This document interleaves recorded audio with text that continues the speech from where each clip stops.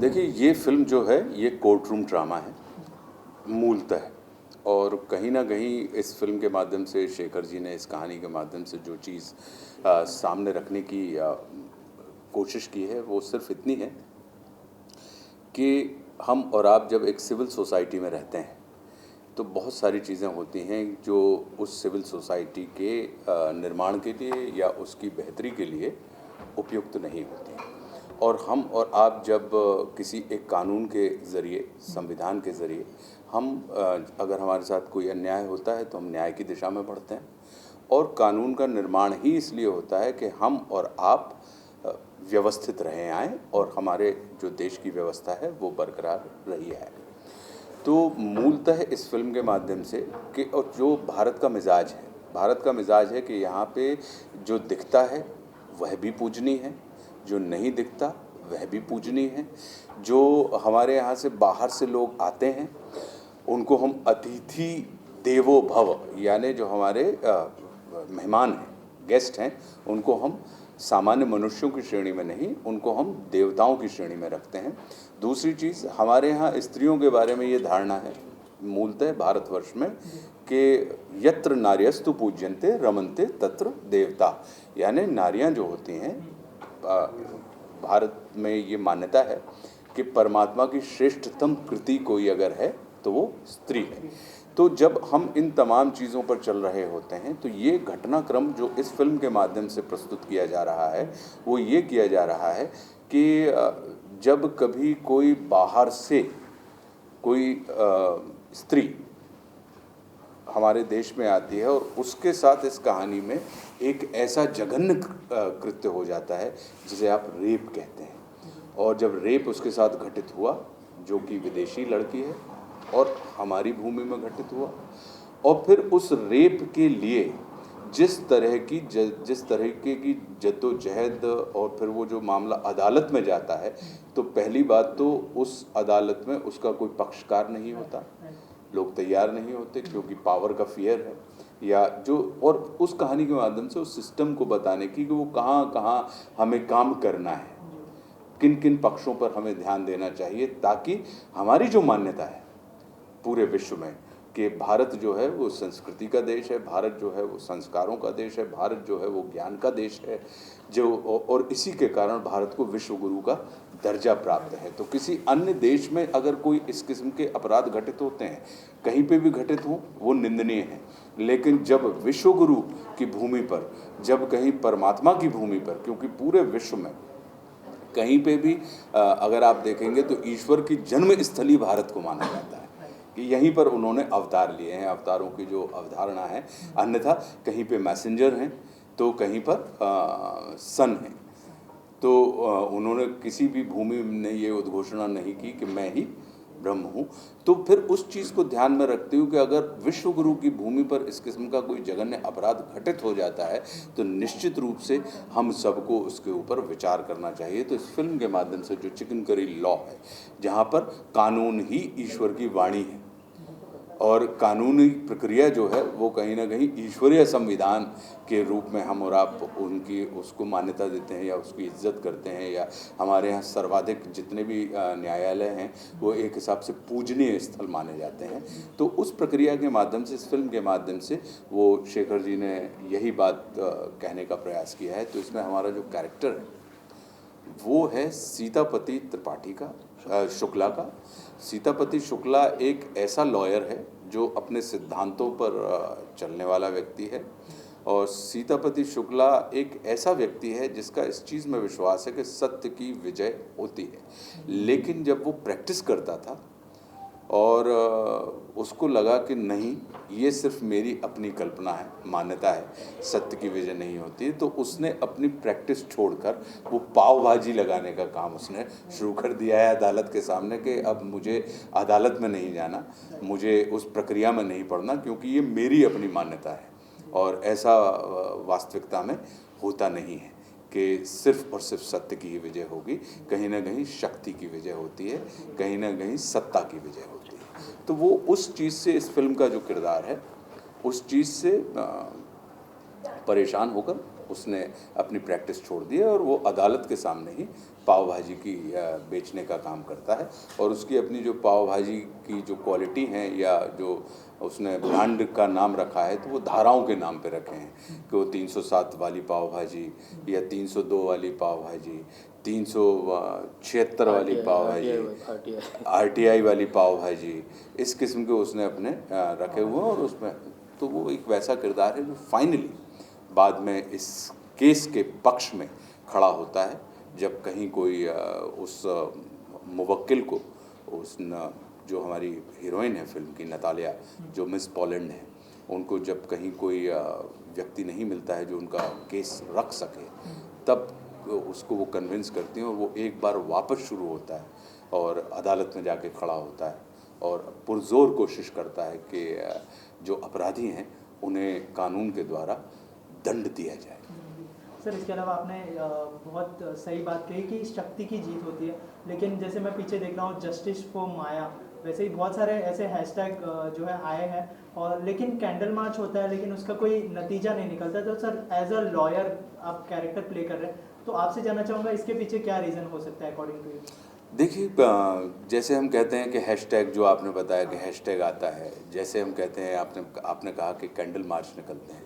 तो ये तमाम जो चीज़ें हैं ये कहीं ना कहीं सोसाइटी की जागृति के प्रमाण हैं कि अल्टीमेटली लोग उस चीज़ को लेकर या इस किस्म के अपराधों को लेकर या अन्यायों को लेकर बहुत जागरूक हो गए हैं। और जो एक नागरिक, आम नागरिक अपनी शक्ति भर जिस चीज़ से अपनी आवाज़ पहुंचाने का प्रयास कर सकता है, वो तरीके हैं कि हैशटैग के ज़रिए या कैंडल मार्च के ज़रिए वो आवाज़ें पहुंचाई जाती हैं। और उन्हीं के परिणाम होते हैं कि फिर अदालतों में कोई ना कोई सीतापति शुक्ला जैसे लोग खड़े होते हैं या कहीं ना कहीं कोई बड़े महान जस्टिस खड़े हो जाते हैं, जो पता लगा कि किसी अपराध की सज़ा अगर प्रक्रिया के हिसाब से चले, जो कानूनी प्रक्रियाएँ लंबी हो जाती हैं कि अपराध आज घटित हुआ, पता लगा कि किसी व्यक्ति ने किसी बच्ची के साथ जब वो 15 वर्ष की थी रेप किया और वो व्यक्ति उस समय 35 वर्ष का था, लेकिन उसकी ट्रायल इतनी लंबी चल गई कि वो व्यक्ति, जब सज़ा कब मिली उसको, जब वो 60 वर्ष का हो गया।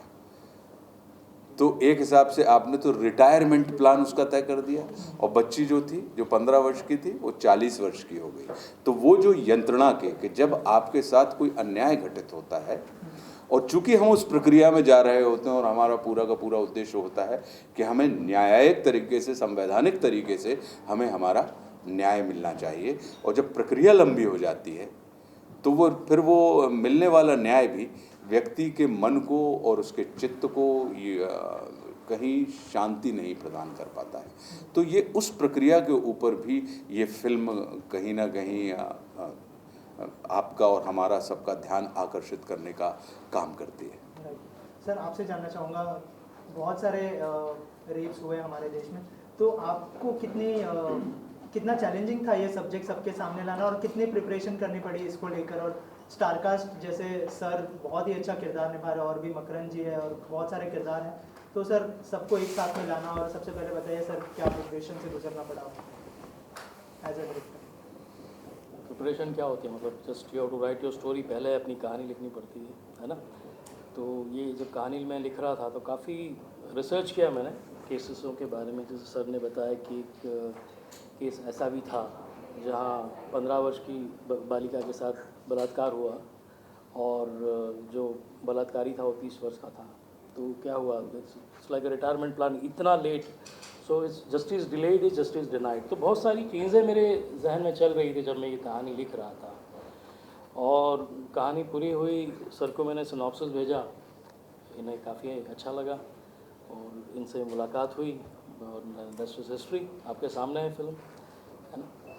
सर, जब आपको पहली बार अप्रोच किया गया फिल्म के बारे में, क्या रिएक्शन था आपका? कि कुछ ऐसा हिस्सा था जो आपको नहीं पता था सोसाइटी के बारे में, अगर आप ऐसा कुछ शेयर करना? मैं एक अभिनेता के रूप में मेरी हमेशा से कोशिश रही है कि हमारी शुरुआत जो है वो दुश्मन जैसी फिल्म से हुई। फिर हमें संघर्ष जैसे किरदार मिले, फिर हमें राजवन जो बनी हुई थी जिसमें प्रोफेसर अग्निहोत्री या शबनम मौसी जैसे कैरेक्टर हमें करने के लिए मिले, या जो जेपी दत्ता साहब ने एक एलओसी नाम की फिल्म बनाई थी उसमें योगेंद्र सिंह यादव जिन लोगों को मृत्यु उपरांत परमवीर चक्र वगैरह प्रदान किए गए थे, तो ऐसे किरदार करते रहने के, फिर हमटी शर्मा की दुल्हनिया या हासिल का गौरी शंकर पांडे जो तिग्मांशु धूलिया साहब की फिल्म थी, या मुल्क, सिम्बा, सोन चिड़िया, मिलन टॉकीज, तो एक व्यक्ति के रूप में, एक अभिनेता के रूप में और एक प्रोफेशनल के रूप में हमारी शुरू से पहले दिन से जब से हम नेशनल स्कूल ऑफ ड्रामा से निकल के आए हैं कोशिश यही रही कि हमें अपने आप को रिपीट ना करना पड़े, और जब आप किसी सेम किस्म के प्लेटफॉर्म के ऊपर आपको अगर किरदार करने मिले तो वो दो किरदार भले ही वो काले कोट पहने हुए हों, जैसे मुल्क का संतोष आनंद और इसका सीतापति, भले ही वो काले कोट पहने हुए हों, लेकिन दर्शकों को वो दोनों की तस्वीर, वो दोनों की ताकत, वो दोनों का जहन, दोनों की कार्यप्रणाली और वो दो अलग अलग व्यक्ति नज़र आए। तो उस प्रक्रिया में हम एक अभिनेता के रूप में हमेशा से जागरूक रहे और ये कोशिश रही कि अपने आप को रिपीट ना करना पड़े और अलग अलग किरदार करते रहने के मौके मिले। तो जब ये चिकन करी लॉ हमारे पास आई तो सबसे पहली बात यही थी कि यार ये एक ऐसा किरदार है जो हमने अभी तक नहीं किया है, और हमको इस किरदार को, इसका जो सबसे बड़ा जो कैच पॉइंट जो मुझे लगा वो यही लगा कि एक दक्ष व्यक्ति, एक स्किलफुल व्यक्ति, एक प्रिंसिपल वाला व्यक्ति अपनी उसी दक्षता को, स्किलफुल होने के बाद भी, अपने सिद्धांतों के बाद भी उसी चीज़ से बेजार आकर उसने उस चीज़ से किनारा कर लिया है, और अब एक मन में व्याप्त आक्रोश के कारण और एक सहज प्रतिकार के कारण वो क्या चीज़ कर रहा है, वो उसी मंदिर के सामने जिसका वो पुजारी हुआ करता था या जिसका वो उपासक हुआ करता था, वो एक विरोध के तौर पर और या आक्रोश के तौर पर वो काम कर रहा है जो काम वो नहीं करता था। तो अपने आप में काफ़ी रोचक किरदार है, लेकिन साथ में उसके अंदर वो बात भी है कि कहीं ना कहीं अगर आपकी आत्मा सैद्धांतिक रूप से जगी हुई है और कहीं ना कहीं अगर आप सिद्धांतों के पक्षधर हैं, कहीं ना कहीं अगर आप सत्य के पक्षधर हैं, तो आप कितनी ही कोशिश कर लें, अल्टीमेटली आपको आपकी दुनिया या आपकी परिस्थितियाँ सत्य के पक्ष में खड़ा कर ही देती हैं। तो ट्रेलर से ऐसा प्रतीत होता है कि बहुत ही स्ट्रॉन्ग मैसेज देने वाली है। कुछ कहना चाहेंगे हमारी ऑडियंस से? लास्टली अगर आप कुछ मैसेज देना चाहें हमारे थ्रू हमारी ऑडियंस को,